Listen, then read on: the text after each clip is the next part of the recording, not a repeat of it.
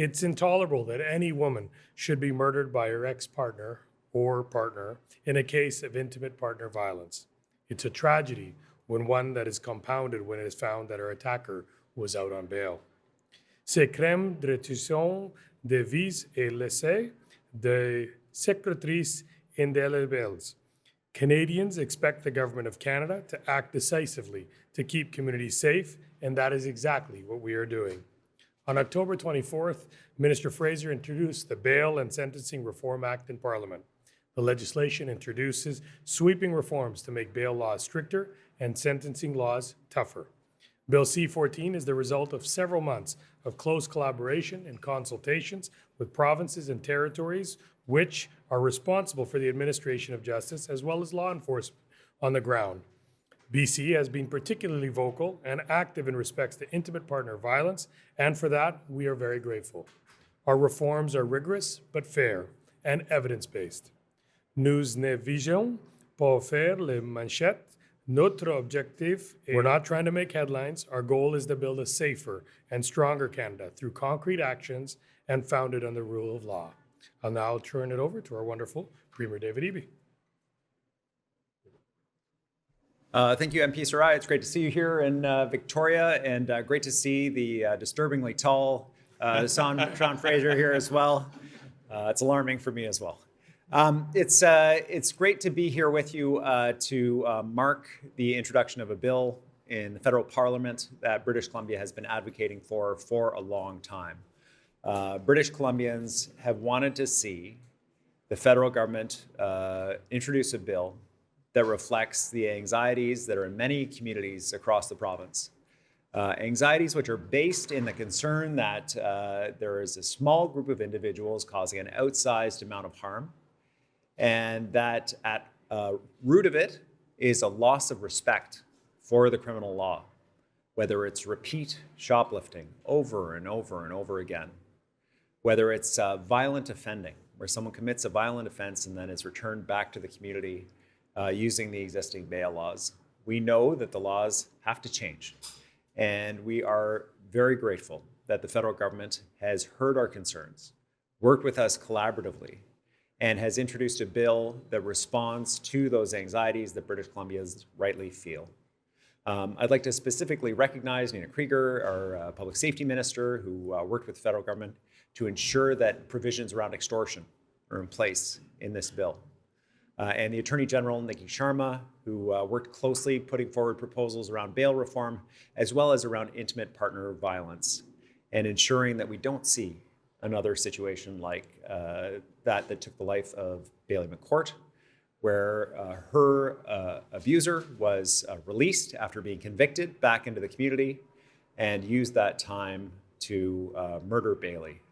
To know that no one will ever be killed like that again is crucially important for British Columbians. I think that as we look forward to continued work with the federal government, conversations about intimate partner violence will continue. We continue to advocate for the reforms the family is asking for related to a presumption around first-degree murder. We raised that with the minister today. We continue to look forward to ways that we can ensure that the criminal justice system is working quickly and efficiently and controlling some of the growing demands that put delays into the justice system, and ways we can ensure efficiency and fairness in the trial process. But the bottom line is this. This is an incredibly important bill. It is a very responsive bill. It will be an effective bill. And I call on all members of the federal parliament and the Senate to pass this bill as quickly as possible to ensure that these tools are in the hands of prosecutors to ensure that our communities are safe. With that, I'll pass it over to the Deputy Premier and Attorney General, Nikki Sharma. Thank you. I'm really glad this podium is set to my height, so just want to give shout out to the team to put it together. A really great day today, and I just want to start by welcoming MP Sarai and Minister Fraser here in Victoria. We are really happy to see the changes that the bail and sentencing bill will introduce to the criminal code, particularly as the Premier suggested around repeat and violent offenders that have been causing so much chaos in some of our communities. We've heard from mayors and councillors that that law needs to change, and we're glad to see that reflected in the bill. Just want to again say thank you to the federal government for listening to BC's ideas. We had an extremely collaborative process where I was able to present ideas of where we thought the criminal code should change to tighten up around repeat and violent offenders, to be stronger around intimate partner violence, and to help with many things. Also buried in there is the virtual hearings for the BC Review Board, which is going to be another aspect that is really good for the administration of justice here in BC.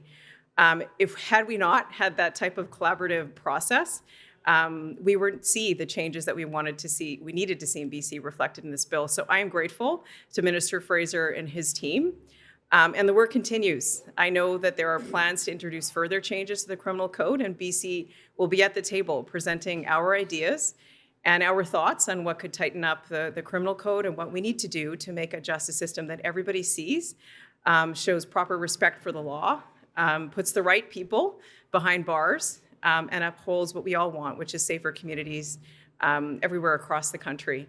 I want to pass it over to Minister Fraser, again with gratitude with the work that we have done so far, and with a strong welcome from everybody here in Victoria, and we look forward to the continued work. Look, thank you so much. Everybody's been making comments about height. I just wanted to let the Premier know I wore my lifts today to ensure that I held up my end of the bargain. Look, on a more serious note, I just want to let you know that I'm here in the spirit of gratitude. I want to recognize the extraordinary contributions of the provincial government here in British Columbia, but also of my caucus colleagues, including Randeep in particular, for their advocacy for some of the measures that I want to highlight as part of the Bail and Sentencing Reform Act today. Last week, I tabled the Bail and Sentencing Reform Act in the House of Commons, which includes more than 80 specific measures that are effectively designed to do two things. The first is to make it harder to get bail for people who have committed violent offences and who habitually find themselves before the justice system because of the violent repeat nature of their criminal offences that they commit or have been charged with. The second is that we want to impose stronger sentences for those who commit the most serious crimes in this country, to ensure that the criminal code reflects the experience that so many Canadians have seen in their communities over the course of the past several years. Too often, we wake up to newspaper headlines that indicate yet again a violent offender has been released on bail only to have reoffended.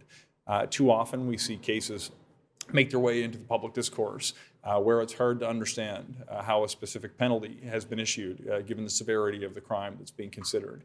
The Bail and Sentencing Reform Act is going to make meaningful changes in a few key ways. But before I get into some of the specifics that the provincial government and members of Parliament from British Columbia have been particularly influential on, I just do want to highlight the process of collaboration.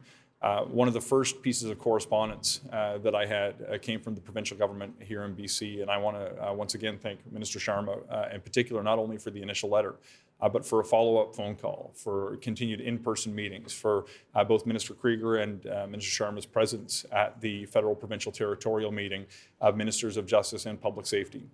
The level of engagement that I saw was uncommon compared to the experiences that I had across different portfolios over the course of 10 years in federal politics. Certainly, we campaigned on a number of the measures that were included in the bill during the recent federal election campaign. But the bill was significantly strengthened with new measures added specifically to incorporate the feedback that we heard from provincial governments. Although the federal government may control the text of the criminal code, provinces have a huge hand in the administration of justice in their own jurisdictions. They deserve to be listened to as part of this process. And this exercise in collaboration and engagement has, in my view, significantly strengthened the final product that will help promote safer communities.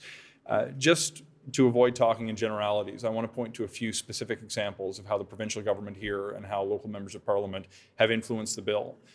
The bill includes a series of reverse onuses. For those who are not familiar with what a reverse onus is, typically it's the Crown who bears the obligation to demonstrate why an accused ought to be detained on the basis of the unlikelihood they'll show up for trial, the continuing threat they pose to public safety, or the fact that their release would call into question the public's faith in the administration of justice. A reverse onus flips that script for certain people, particularly those who are charged with very serious offenses or perhaps who habitually find themselves before the court. We have the opportunity to ensure that they demonstrate why they ought to be released and prove that they do not pose a threat to the public safety before a court will grant them bail. Reverse onuses are being expanded in this bill to capture new categories of offenses. One is specifically assaults and sexual assaults that involve choking or strangulation. This is something that came directly from the provincial government here, and Minister Sharma in particular, given the evidence that she cited in our conversations that people who are charged with those offenses are more likely, if released, to become violent in their communities. In addition, we are adding a reverse onus provision for people who have been convicted but have not yet been sentenced. These are people who are not innocent at law, but have had a court determine beyond a reasonable doubt that they have committed a criminal offense. I also specifically want to draw attention to the role that this bill plays when it comes to dealing with extortion. Of course, the criminal code involves very serious penalties for extortion, which is obviously illegal.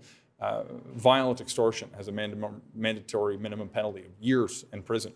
If you do it more than once, it can carry penalties up to life. But that severity of extortion as a crime has not necessarily been properly reflected in the bail system. As a result of the changes that we're making, again, pursuant to the feedback of the provincial government locally and our local members of parliament, including Randeep in particular and Suk Dalawal as well, we are changing the rules for violent extortion to ensure that someone who's charged with such an offense will have the responsibility of demonstrating why they ought to be released. The bill, as I mentioned at the outset, it doesn't just deal with bail, but also deals with sentencing. Some of the changes that we will be making will involve consecutive sentences for certain offenses involving extortion. For example, oftentimes, for those who aren't familiar, if you're sentenced with multiple offenses, you can serve them both at once. If you, in my view, are sentenced to one offense that carries a penalty of 4 years and another that carries a penalty of 2, you should serve both sentences for a total of 6 years.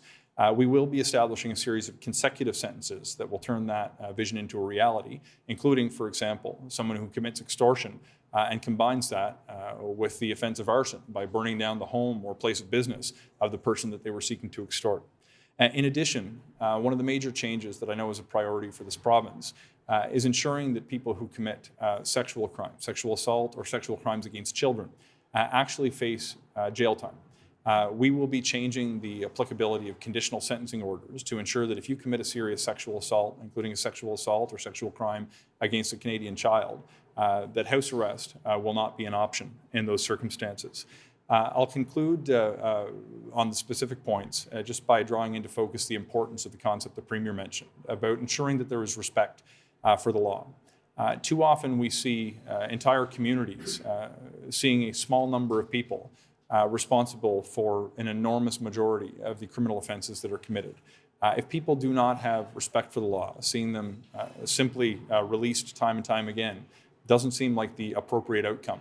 One of the changes that we're making is to ensure that when the court is considering whether the public faith in the administration of justice would be called into question should a person be released, is the number of charges, not just the seriousness, but the number of outstanding charges that the individual is facing. At a certain point in time, we have to recognize people who continually violate court orders, people who continually violate the criminal law with impunity, need to have that reflected not only in what sentences may follow, but also in the process of bail. And to conclude, I just want to say that this is part of the path forward to establish safer communities. The Prime Minister has released a strategy with 3 specific prongs. The first is stronger laws to help promote safer communities, including not only the Bail and Sentencing Reform Act, but the Combating Hate Act that we tabled earlier this year in Parliament, and a new bill that will be tabled before Christmas that will include consideration of intimate partner violence, new sexual offences, exploiting children online, the role of victims in the process, and delays specifically that attach to the Jordan decision. But in addition to that first pillar, we need to ensure that we support the front line to give law enforcement the tools that it needs to help keep communities safe. In areas of federal jurisdiction, that includes 1,000 new RCMP personnel, 1,000 new officers at the border, and more support for the Public Prosecution Service of Canada. But finally, if we want to end violent crime in the long term, we need to make upstream investments in affordable housing, supportive housing, mental health and addictions, and programs that support at-risk youth to ensure that we prevent crime before it happens. When we achieve that goal, that's when we will know we have succeeded. But until then, I want to say once again thank you to the provincial government here in British Columbia for their extraordinary spirit of collaboration and for granting their expertise to the policy development exercise. It's a pleasure to be here with you today in Victoria. I look forward to taking any questions you may have. Thank you.